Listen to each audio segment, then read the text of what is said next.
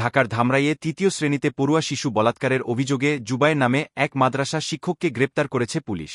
সোমবার দুপুরের দিকে উপজেলার রয়্যাল ইউনিয়নের খরারচর এলাকা থেকে তাকে গ্রেপ্তার করা হয়।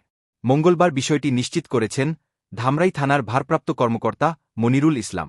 এর আগে রোববার দিবাগত রাতে খরারচরের তালিমুল কোরআন মাদ্রাসায় এ ঘটনা ঘটে।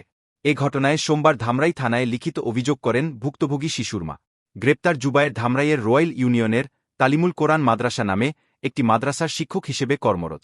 তিনি নারায়ণগঞ্জের সোনারগাঁওয়ের বালুয়াডিঘির পার এলাকার নজরুল ইসলামের ছেলে। ভুক্তভোগী শিশু একই ইউনিয়নের আটিমাইঠান এলাকার বাসিন্দা।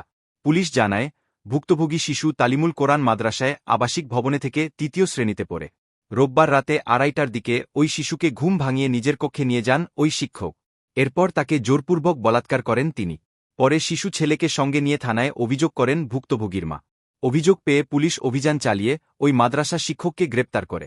এ বিষয়ে ধামরাই থানার ভারপ্রাপ্ত কর্মকর্তা ওসি মনিরুল ইসলাম বলেন, অভিযোগ পেয়ে অভিযান চালিয়ে বলাৎকারে জড়িত মাদ্রাসা শিক্ষককে গ্রেপ্তার করা হয়।